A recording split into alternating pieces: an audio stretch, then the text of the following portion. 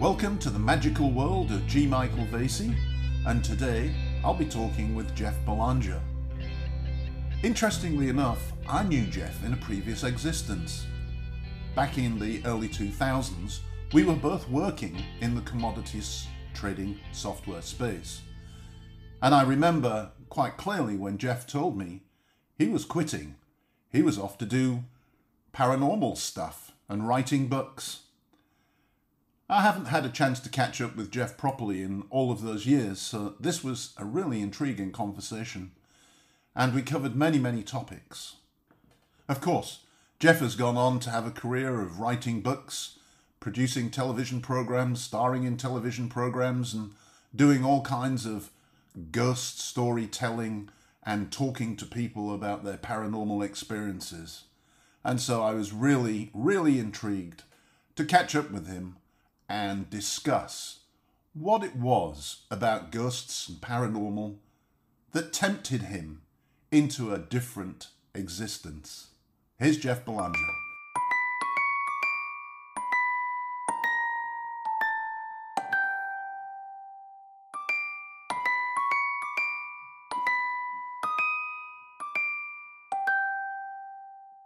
It has been a long time since we last spoke. I'm not quite sure how many years, perhaps you know.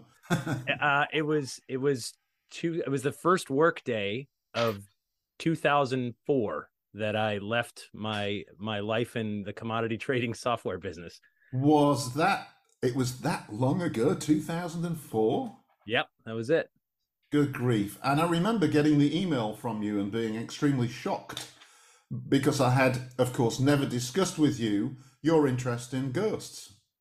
So what happened was, because you know me from that world, I got my start as a journalist, and I loved writing about haunted places and things like that around October. And then I started a website just for fun to learn how to build websites. It was called ghostvillage.com. It's still around, though not nearly run as prolifically as it used to be. But I started that in 99. And then I got my first book deal in 2003 near the end of the year. Right. And I'll tell you right now, I got a $5,000 advance. And all I ever wanted was to write a book. It was my dream. And I said, how am I going to have this really demanding job and write a good book? And my wife said, well, gee, that job isn't as exciting as it used to be. And we've always lived below our means. Why don't you just quit? And you can always go back to that world. And so I went to my boss the first work day of January 2004. And I said, hey, I'm resigning. And he said, are you going to a competitor? I said, nope. I got a book deal. And he said, what are they paying you? And I said, $5,000. And he said, I pay you a lot more than that. And I said, oh, nobody's more aware than me of the pay cut I'm taking. And it took me about 7 to 8 months to write the book, if anyone would like to do the math of what I was living on. So I did it. And actually, I have nothing but gratitude for my old employer. He gave me a lot of freelance work for a few years that kept me afloat until I could fully transition into a full-time writer. And so I will forever be grateful for that. Oh, that's very good of them, yeah. Yeah, absolutely. And well, I mean, in fact, I still from time to time, will get a message from him and just, hey, that's cool. Saw your new book or this or that. And so, no, it's always been good. And I've always been grateful. But it's funny, the steps you take in your life and realize that they pay off collectively. You know what I mean? Yeah. Even though what I'm doing now, no one would ever guess that world I came from. Nobody. You know it, but nobody else would guess it. And yet I learned skills there that I absolutely still use. Marketing skills, how to get the word out about what I do, and all those kind of things. Everything serves me for sure. No, I get it. I get it big time. So was it the opportunity to write a book and you'd always wanted to write a book, or was it some kind of an experience, paranormal experience that you'd had that was really driving your motivation? So the paranormal interest was there since childhood. I grew up in the town next to Ed and Lorraine Warren. If you've seen any of the Conjuring movies, they're featured and all that. So I knew them since I was about 13 years old. So I was always interested. I loved it. I loved the idea of haunted places. I loved scary movies. I loved the notion of ghosts and hauntings, but I didn't have my first experience as a kid. I mean, I didn't disbelieve. I believed my friends when they said their houses were haunted. So I was intrigued, and that subject sort of drew in the writer in me more than any other. That was the most fun to write about because it combined my love of history, talking to people about profound human experiences. And of course, the intrigue of, well, shoot, if it's supposed to happen at midnight, then let's go in the haunted house at midnight and wait around. Let's see what happens. Yeah. And I was sort of living out this Scooby-Doo fantasy. And so that was, that was in my free time. But then I had the opportunity to do it more professionally and write a book. And I thought maybe that's all it would be, was just one book, and I would maybe leave it behind, and that would be okay. But it's funny how I mean, now I can see the path, but at the time I couldn't. I just said, well, I'm doing this and I'm doing freelance work, and then another book opportunity came along, and then another, and then it was it was a few years after that I said, wow, I can just do this, and isn't that amazing? Sort of paint us a thumbnail sketch then from that particular point, because not only have you written books, but you've also been on television shows and goodness knows what. So it really took off for you. What was the trajectory, basically? Yeah. So once you write a book, you're expected, as you know, you're expected to promote it because that's how the publisher makes their money back, is you being up late at night on internet radio shows with 2 listeners, like trying to convince one or both of them to buy your book so you can make a 70 cents royalty. Yeah, the economist in me was most displeased. However, I really loved talking about this subject because I think it touches on some of the most profound parts of human experience. And so, once you do a few interviews, then people want to talk to you. And I started doing more stuff in the press, a few television appearances. Then I started working in television in 2008, the show Ghost Adventures on Travel Channel. I think over there it's on Sky TV, or Discovery's, whatever Discovery's version is in Europe. And so I started doing that, and that was just supposed to be 8 episodes. So once again, I found myself like, okay, this gig, it'll be a few months, and then I'll move on. And that was 14 years ago, and the show's still going, and I'm still working on it. So it's funny how you get sort of good at something, it finds you find it, but my favorite thing of all is to be on the speaking circuit, and I do between 80 and 100 speaking programs per year now. And that's my favorite part, because there's this incredible thing that happens with a live audience where, you talk, they listen, but there's an energy transference that goes back and forth, and it's absolutely magical. And anyone who's ever performed music or art or dance or plays or theater or whatever, you know what I'm talking about.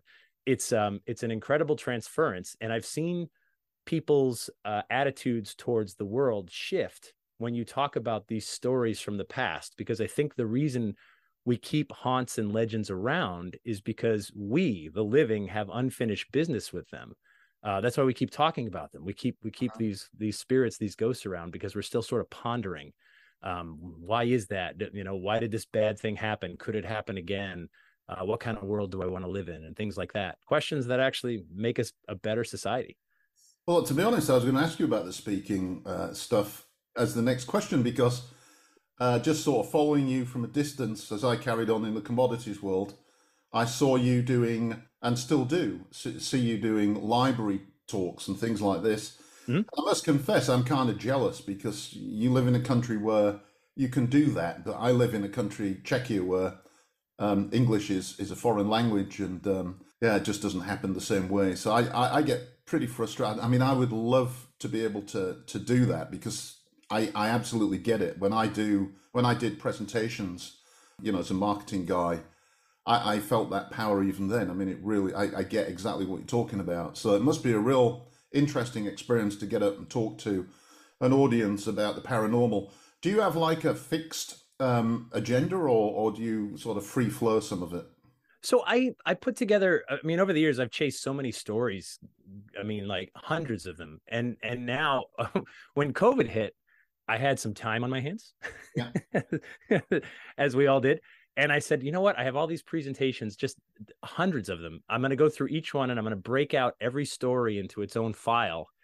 And so what I did was, I mean, I'm at like 190 and counting. And so now when I create a new story, I just create it as a separate file. So if you said, hey, an hour from now, can you tell me a bunch of cool ghost stories about Europe? I would go through my it's like a band that knows 190 songs, and I would pick a set list of like 10, and I'd pop them together, and I'd say, sure, ready to go. And also too, but yeah, sometimes I do just free flow stuff. Sometimes I do holiday themed programs, and I've got a book coming out next year about the ghosts and monsters of Christmas, which is just so much fun. because everyone thinks of Halloween as the scary holiday. And I'm like, no, no, no, no. That's the second most frightening holiday by far. It's a distant second too. It's not close. The most frightening, of course, is the winter solstice, Yeah. Yule, Yeah. Saturnalia, whatever you want to call it. Christmas, Yeah. that's the scary one.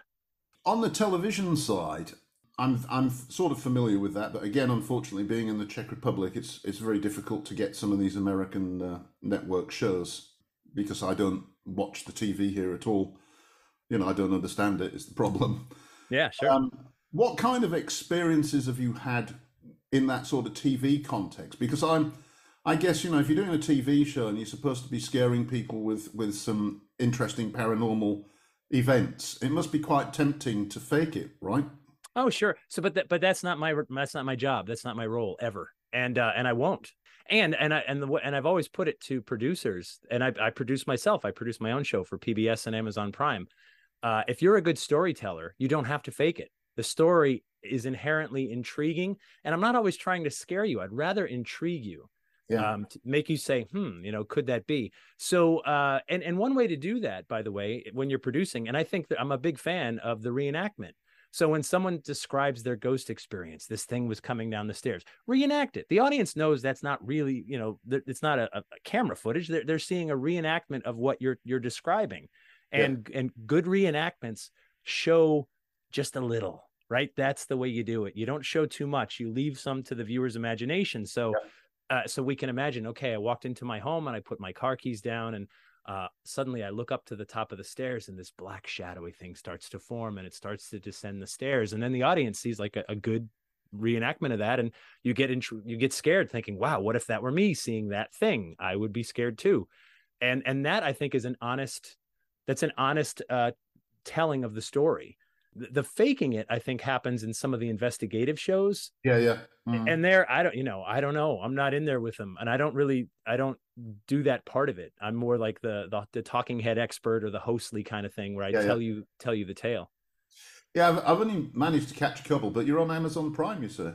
Yeah, Amazon Prime, not in Europe. Oh, okay. We are in the UK, but not the rest of Europe. And Uh-huh. and that's not up to me. That's up to Amazon. Yeah. Yeah. No, I just signed up for Amazon Prime, so I was thinking, oh, maybe I could catch a few shows. What, in terms of scary experiences, have you had personally? So the first time I saw what I would say was a ghost, ironically, I was in Paris, my very first trip to Paris for a commodity trading trade show. And so we had, you get there the first day and you have a day to yourself. And some of my colleagues, this was 2003, by the way, some of my colleagues were like, hey, we're going to go to the Louvre for the day or whatever. And I said, yeah, I'll meet up with you later for dinner. I'm going underground. And so I went to the catacombs alone. Uh-huh. And so I'm down below the city. And Paris is incredible. The history of Paris is amazing. It goes back almost 2,000 years to when it was a Roman outpost, and an outpost grows into a village, and a village into a town, and so on. Mhm. And they have all this wonderful limestone. And if you see the buildings, they're a lot of limestone buildings around Paris. And over time, when you build a city, you put the cemeteries on the outskirts, which is exactly what they did in Paris. But over centuries, the outskirts aren't the outskirts. The city sprawled and encircled the cemeteries, and they had to tunnel to get to that limestone. Mhm. So by the 1700s into the 1800s, the cemeteries are overflowing with corpses. There's no room to bury them. The smell is awful. There's putrid rot spilling into the streets. And some of those heavy, dense buildings are collapsing into the hollow ground underneath because of all the tunnels.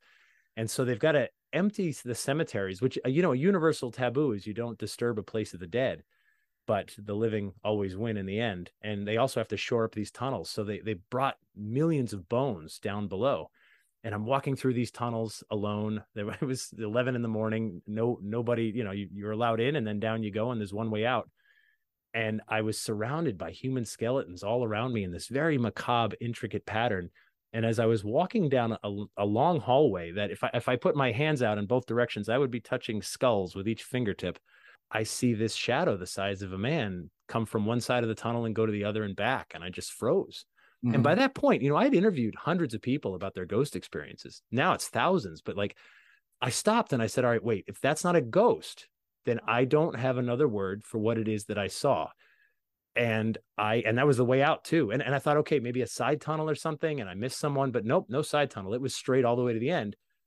And to this day, I mean, I can close my eyes and see it. I went back a few years later and I went to the same spot and hey, I'm back, I'm ready. And I didn't see it the second time. And I'll be going back again in June of 2023. And I guess I'll have to let you know if the third time's the charm. But Yeah. it was frightening because I thought I was alone. And Yeah. then I saw this thing that was only in theory until that moment. Yeah, well, a couple of things. Remember the Icelandic volcano that ground air traffic to a halt a Yep. few years ago? Well, I'd just flown into London for a Solarc meeting, would you believe? Sure, I Remember remember that that. name? Yeah. And Yep. I couldn't get back out again, so I got the Channel Tunnel train to Paris, thinking I could get a flight from there. But by the time I got to Paris, of course, the airports had all shut down, the airspace had closed. So I actually got to spend 3 beautiful, peaceful days in Paris and enjoyed it very much. Sure. Did you One get of those underground? things, once in a lifetime experience. Nobody could tell me I shouldn't be there and I had other things to do, which of course Yeah, I yeah. did, but I couldn't get anywhere. And then, the scenario that you described, obviously, even in the town that I live here in the Czech Republic, Brno has the same issue. All of the big churches in the center of town had churchyards around them, but no more. And so they have these ossuaries that you can go and visit, and it's as you describe, down below the street level, and you walk down a corridor in the semi-darkness, and you have these very strange arrangements of skulls and crossbones and goodness knows what. Makes for quite a creepy and entertaining tourist attraction. Of course. And I also sort of figured that maybe this was the only way they could show some degree of respect was to make it beautiful and not just throw it in a pile. Yeah, Maybe that was it. I don't know. And it occurred to me too while I was underground there in Paris. My last name Belanger is Belanger when I'm in France, yeah, and my DNA could have very well been floating around in some of those bones somewhere. So yeah, who knows absolutely. what the connection was, right? Yeah. And in terms of talking to people, any experiences that have been recounted to you that chilled your marrow? Oh gosh. So there's not too many famous haunts I haven't worked on. I remember years ago I had the chance to interview at great length George Lutz. George Lutz is the person who lived in the Amityville house. All of Uh-huh. the books, movies, everything was made off of his stories. And the third movie was just coming out. Was it about 2008 or so? And George and I spoke for about 3 hours about everything from the summer of 1974 to that movie. And one of the things you have to remember is that the Amityville house, 6 people were murdered in that house by Mm. their brother slash son, right? This Ronald Butch DeFeo Jr. walked into the house at 3 a.m. and executed his entire family in their beds. All 6 of them are found shot dead in their beds. Yeah. And he went to jail for it, and he died in jail last year, I believe. Mm. So that happened. That's not some made up story. It absolutely happened. And this house sat empty for a year, and you'd say, well, who would want to live in a house like that? But eventually, George Lutz and his new wife Kathy figured if they pool their resources, they can afford this really nice house at a discount. And to quote George, houses don't have memories. Um, Wow. and so they moved in. They knew what they were buying. They weren't fooled. They knew it. But so what he described, if you've seen any of the Amityville movies, I mean, they're over the top silly, right? And a real haunt would never behave like that, because if you walked into a house and there was a swarm of flies in one room and blood's dripping down the walls over there and the doorway's trying to eat you, you would just walk out, right? You just turn right around and you would get a hotel. Yeah. It'd be a 30-second movie. But what George described, it's a lot more subtle. And he said, I think it was the first night he's there, he hears it. He said it sounded like a marching band walking around and sort of like tuning up their instruments. And he thought, well, what is that? So he gets up and he starts to walk down the stairs to just investigate. Did someone leave a radio on or what? And then he finds his black lab sound asleep at the foot of the stairs. And now he's petrified, because if there was really sound, the dog would have woken up. Yeah. And now he's worried, oh no, is this in my head? Right? Is something wrong with me? And as days go by, each member of the family is having little weird experiences like that. And they're not sharing it because every one of them thinks I'm going to scare somebody. And it was subtle. Hours go by, a couple days go by, nothing happens. But then the kids start to scream, I can't get out of my room. And parents run upstairs and they try the door and it's locked, and they can't get it, and the kid can't get it. And then suddenly the door just opens. It's, it adds up. And I Yeah. said, at what point do you try to stay away from this house? I mean, 6 people were murdered there, and now you're hearing footsteps, and your kids are scared, and all kinds of things. And he said, Kathy said this house is charming. And that's the thing that chilled me the most. Charming. 6 people were murdered there a year prior. Yeah. 6, a whole family. And it's charming. My goodness. I've stood in front of that house a couple times in my life. I went to college not far from there. And I don't consider myself psychic or sensitive, but my goodness, like charming is not a word I would use. And the No. fact that it almost put like some kind of spell on them, he felt like it was drawing them in, and all these strange things happened. 28 days they're there, and then he spoke to a priest who said, look, I mean, the doors are opening and closing, the windows are slamming shut, we're scared. And the priest said, can you just go somewhere else and get a good night's sleep? And he said, yeah, Kathy's mother's house isn't far away. And he said, why don't you just go there and do that? And he said they left and they never went back, and then moved to California, sold the rights to their story, to that book, Jay Anson's book, The Amityville Horror, Yeah. which was then made into a movie. And no one could have predicted that it would have become this franchise and this iconic house that people the world over know about. But the house was charming. I'm into this stuff, man. If you bought that house, I mean, I'd come over for dinner, but that's about it. Yeah. Like, I don't want to live there. I don't even think I want to sleep over. No, I mean, I submitted a few stories to your website in the early days, so I've had a few experiences. But growing up, I lived in a normal house in a Yeah. street, normal street. I don't know. I mean, probably 150 years old max. No noticeable history, just normal house. And I remember my mum and dad pulling up outside with the three of us in the car and looking at the house and saying, I don't want to live there. I just don't want to live there. Mm-hmm.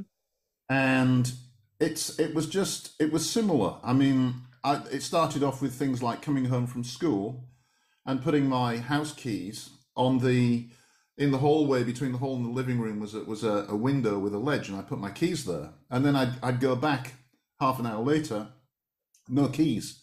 So my dad was a prankster. I'd say, what you doing with my keys, Dad? I haven't touched them. So I'd start looking for them and then give up and think, well, either my dad or one of my brothers is playing a trick. And then I'd go up in the bathroom, be in the bathroom sink, and I'd be convinced that somebody's pulling a stunt.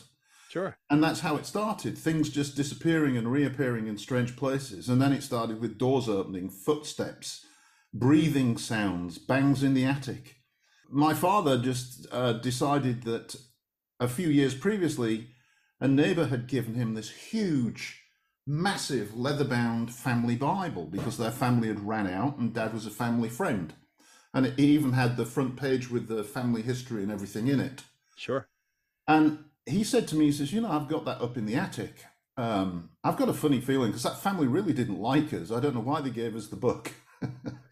So he went upstairs into the attic and he got this huge big Bible and he wrapped it in silver foil and a blanket, and he took it down the back end of the garden and buried it.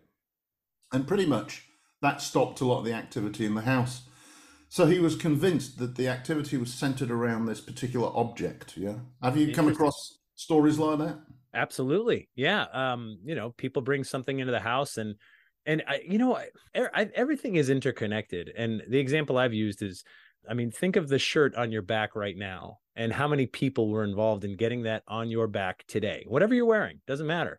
Right. And it's probably in the millions, millions of human beings, because someone had to grow the cotton or whatever fibers you're wearing, and someone had to design the shirt, and someone had to build the machine, and someone had to put it on a truck, and someone had to build the truck, and someone had to feed the people, grow the food and process the food. And like worldwide, it can become millions of human beings all interconnected to just get that shirt on your back.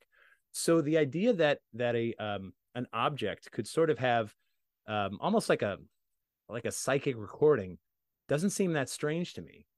I bought an old gramophone from an antique shop once. It was $25, and I spent double that just making it look nice, stripping it down and everything. I just thought it was a cool looking piece that could make like an interesting little table in the corner of my room. And I brought it in, and I'll be damned if nothing ever felt right in the room. It wasn't ominous. I didn't feel like it was evil. And then eventually the only thing we could figure that changed was this piece that I had brought in and spent hours, hours and hours working on. And as soon as we took it out, the room felt okay again. And we didn't experience footsteps or anything like you did. Just something was off, something was off. Mm-hmm.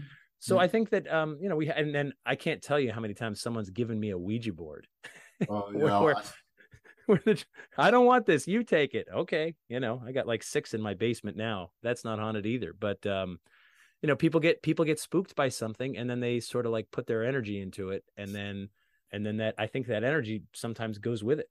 yeah. The Ouija boards, when I was living in the US, I could never quite get over the fact that they were considered toys and in toy stores. Yeah. Well, it was an incredible piece of Americana. I mean, the Ouija board, it dates back to 1891. The Kennard Novelty Company was the first to make it. I mean, as Ouija's a brand name. Like, that was the brand name Ouija board. It's a talking board is the generic term.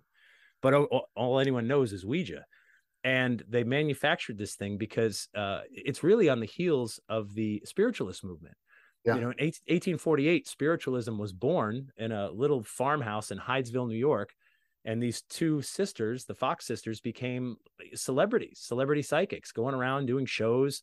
They claim said they were frauds on their deathbed, and then recanted. And it doesn't matter. Spiritualism was born. The idea that you can talk to the deceased in real time and still, keep that relationship going. And of course, there were frauds. And I think if the U.S. Civil War didn't occur when it occurred, 1860s, right? I think the spiritualist movement might have died out, but you had tens of thousands of people dying untimely deaths, and people wanted answers, and their preachers said, just pray, it's God's will. And that's not good enough. So they sought out psychics, and some of those psychics were frauds. And so as the literacy rate in the country came up and Ouija boards kind of came around at just the right time, the idea was, well, don't trust those fraudulent psychics. You be your own psychic. Buy this board once and use it as many times as you like. And it became a parlor game. And it was, and not only that, the history of the board is incredible. I mean, there was lots of knockoff boards, but none of them were as successful. And then in 1920, the Saturday Evening Post featured this cover of a Norman Rockwell cover of a young man and woman using a Ouija board. Their knees are touching, the board's resting on their knees, and she's looking off into the ether, and he's looking right at her face with this smile, and their fingertips are almost touching on the planchette. And that cover spiked sales so much because I don't think it had anything to do with spirits. It was just young men going, wow, I could be knee to knee with a young lady, right? I mean, this was before the days of Twister and these other games that let everybody get all tangled up in each other. And it was absolutely scandalous, right? You weren't even supposed to be in the same room unchaperoned. And now we could be almost intertwined thanks to this board game. I'll take 10. And so this parlor game was wildly popular for a variety of reasons. For some, it was a seance tool and they spoke to spirits. For others, it was a chance to get close to your sweetie. And then it gets dark, of course, in the early 1970s when William Peter Blatty wrote The Exorcist. And that's really a turning point for the reputation. There's one little scene where Reagan's in the basement using the Ouija board alone. And then that's how the demon gets inside, or we're led to believe. And then from there on out, it's had this sort of dark reputation. But it waxes and wanes just like anything else. And in 1967, I think it outsold Monopoly. I mean, that's a staggering sales number.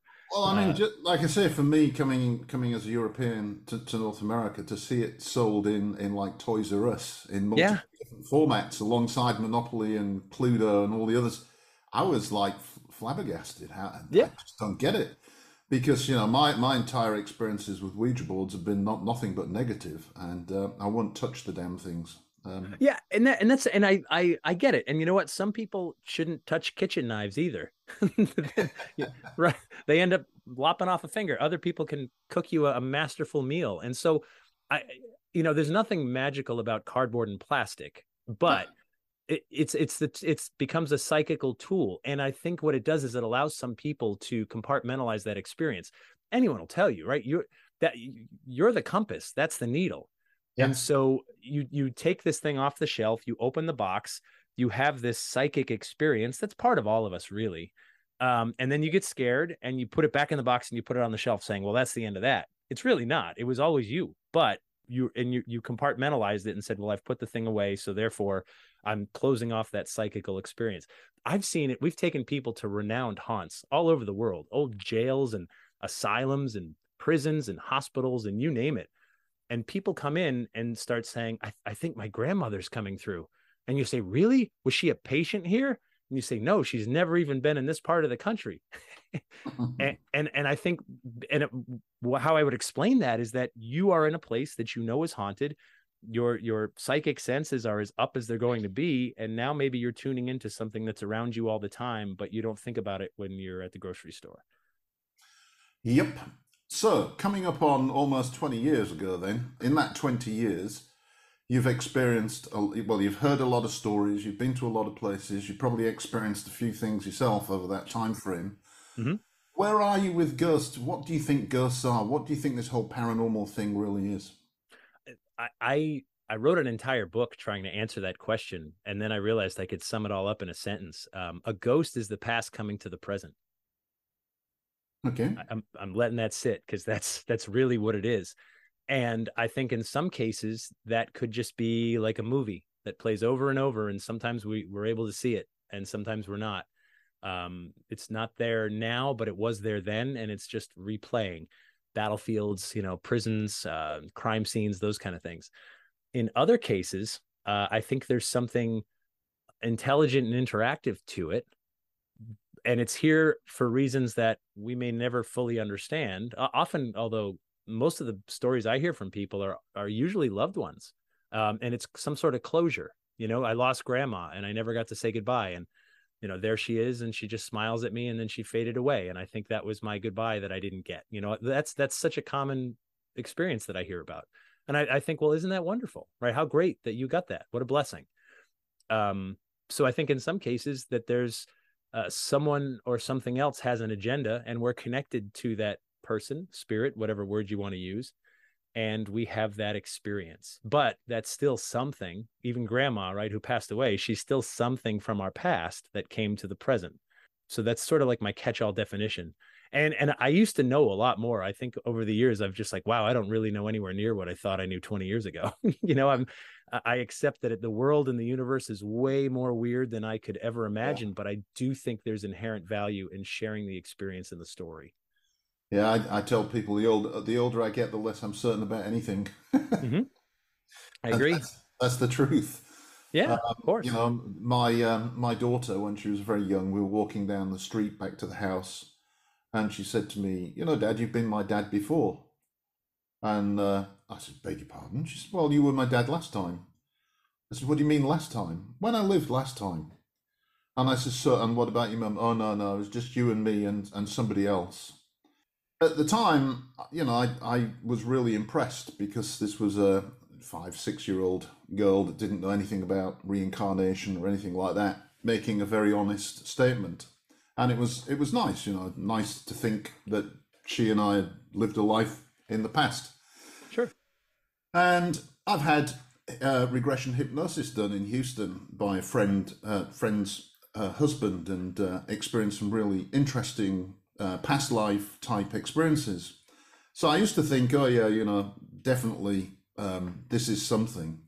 But these days, having read a lot of quantum physics and done a lot of thinking and been exposed to all kinds of stuff in the magical world, I start to think to myself, well, and I tell my daughter this, okay, so how do you know that when you got up this morning, you're not just plugged into some three-dimensional or n-dimensional computer game that you've paid some money for to live a day in the life of an earthling?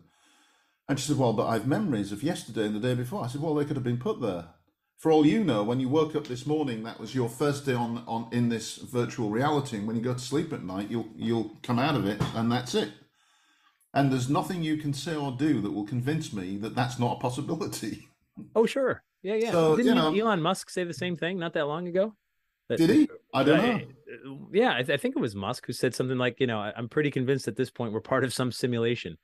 Yeah, absolutely. Yeah, no, I accept it all as a possibility. But here's the thing: if we are in a simulation, you know what? Don't tell me, because because I want to get through my day, and I want to do interesting things and make good memories, and have experiences and story worthy moments.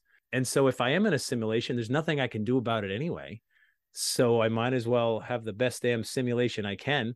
And to your point, my nephew, who he's 13, and his first day of school was a couple months ago. He was really upset because the students are put in clusters, and in his cluster, none of his good friends were in that cluster, which as you can imagine, means you're not going to see them except outside of school, which is horrible. Yeah. So of course he's upset, and so his first day I said, "Hey, how did school go?" And he said, "Oh man, it's full of NPCs." Uh-huh. And I just started laughing and laughing. For those who don't know, NPC is non-player character. Yeah. If you're playing, video games, they're the characters that make the game feel real, but you don't really interact with them. Like the store clerk that's just putting stuff on the shelf all the time when you walk by the store. And I was like, wow, there's NPCs in my life, of course. And then you realize I am an NPC for countless other people's lives, when I'm out there cutting my lawn and my neighbor just drives by, I'm like, I'm just an NPC cutting his lawn, making it feel more real to him, And so it was a funny moment. Funnily enough, talking about Amazon Prime, that I just subscribed to it this month, and the first thing I watched was a movie called Bliss. I don't know if you've come across it. It got some crappy reviews, okay, but I actually really enjoyed it, and it's kind of a Matrix-like theme, right? Yeah. And the thing about that, though, is that whenever I watch a movie, it's like the 13th Floor came out around about the same time as the Matrix movie, and whenever I watch those movies, I come away with this deep, deep, deep sense of sadness that in some way I too have a dream about being somebody else in a different place that I can visualize completely. And a little girl, I'm a little boy, and a little girl that I'm very close to. And I've had these repeating dreams all my life. And every time I see a movie like that, it's an indescribable feeling, a longing to go back to wherever that was. And I can't explain that feeling. I've tried to write about it. I've written blog articles. I've even used the kind of idea in books and things, but it's just this horrendous feeling of sadness that, but it's in a dream, you said. It's a dream-like memory, but it's a memory. It seems like a real memory. And this movie, Bliss, they have that kind of a feeling in it. And I was in tears because it just really made me feel that feeling again, as if this isn't real and I'm missing the real. The real is, I remember it and I miss it and I want it back, and it's a very strange feeling. I can't really ever describe it for people, but it started when I was a young boy, maybe 5 or 6, when I was sitting in a small house in the sun between 2 rooms, and I imagined myself, this would be 1965, right, Jeff? Right. So I'm imagining myself attached to a machine in a row of little rooms where everybody's attached to a machine, living a life through this machine. I didn't even call it a computer because there wasn't really no such thing. I mean, back in 1965 that I was aware of. Sure. And that's a memory or an imaginative memory or something. And it's haunted me my entire life that I have this memory of something that I can't just quite grasp. But from time to time, a movie like Bliss comes along and it really touches a chord and it brings it all flooding back. And just for a fleeting minute, I'm there again, and then it's gone. So, may I speculate? Yeah. I have a 15-year-old daughter too. I get the stage of life you're in, right? Where you're, this is the most demanding times of our lives, right? We've got responsibilities as parents, homeowners, employees. We're working. We have to provide. Kids are going to want to go to school and college and so on. We're going to want to retire one day. Our parents, if they're still around, need help, unlike they ever needed help before. They never needed help. They provided the help, right? And now they're the ones in need. And so I get how stretched and automaton we can feel in these things, these horrible things called the Middle Ages, right?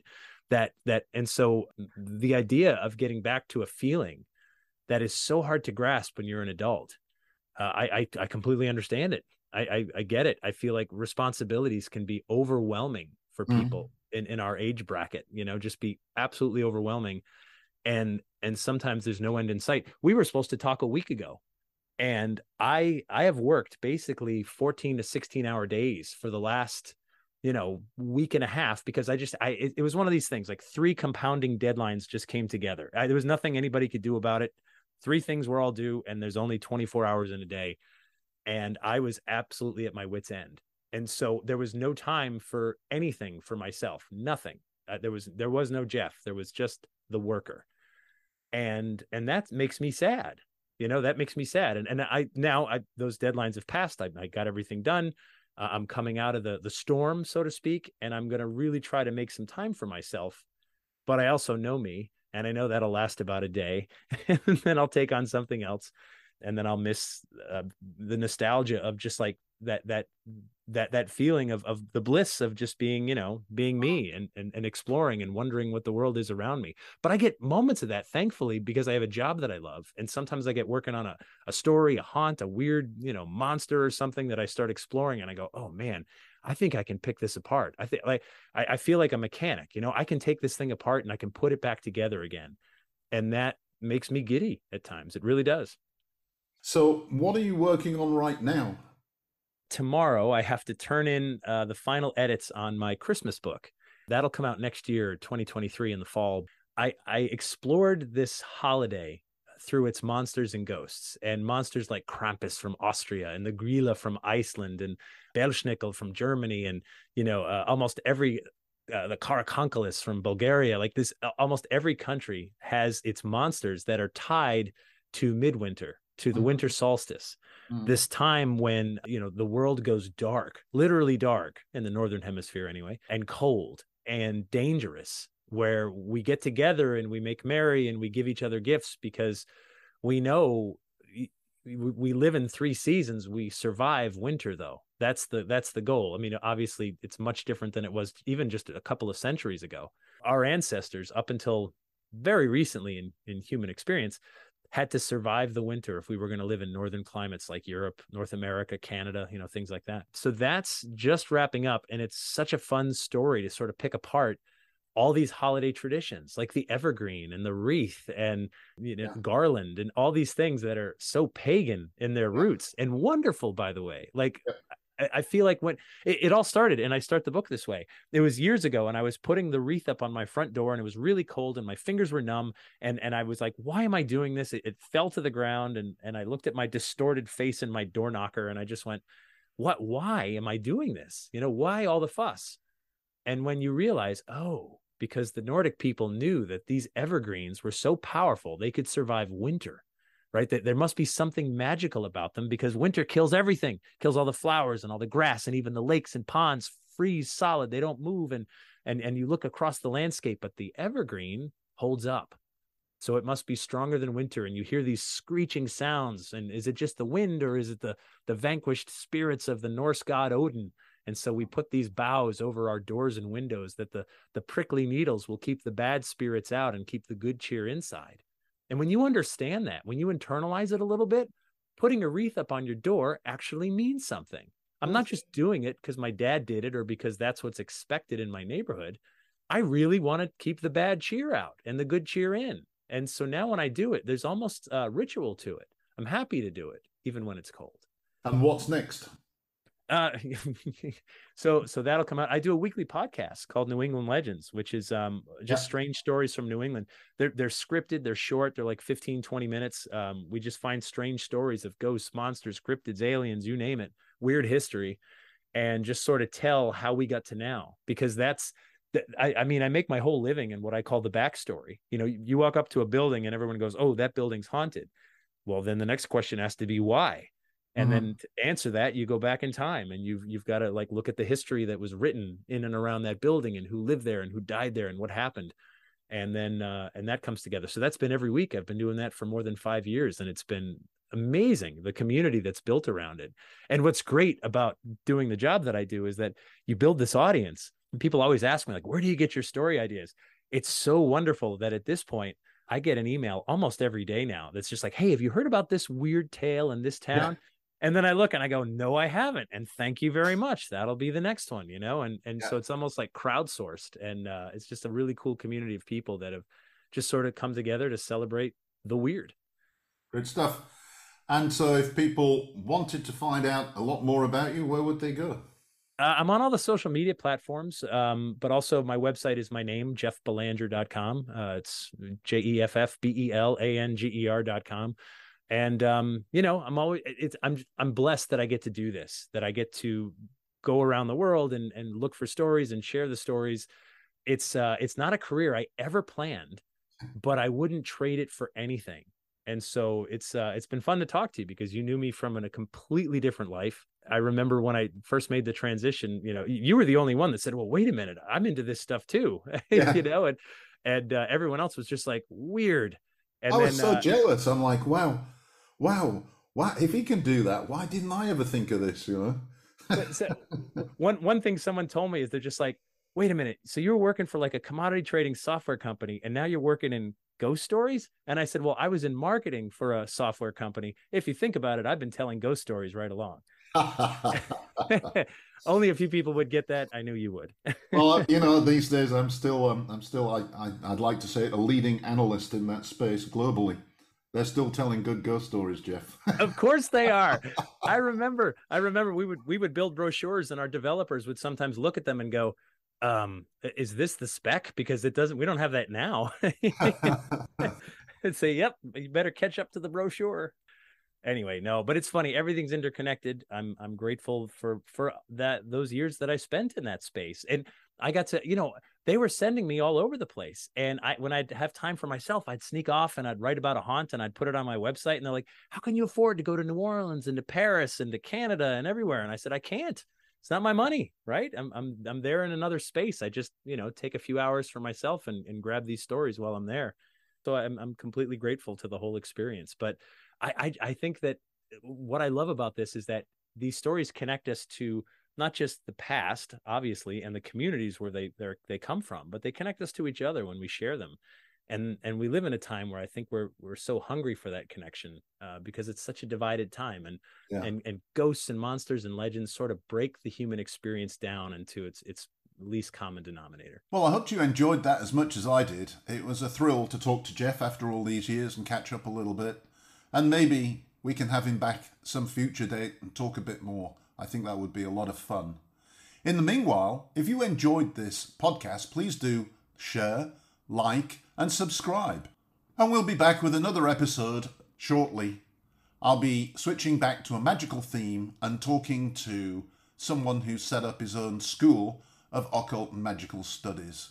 And that should also be a very interesting conversation. Meanwhile, this is G. Michael Vasey. This is the podcast, The Magical World of G. Michael Vasey. And I'd like to thank you for listening and Jeff for participating. Goodbye.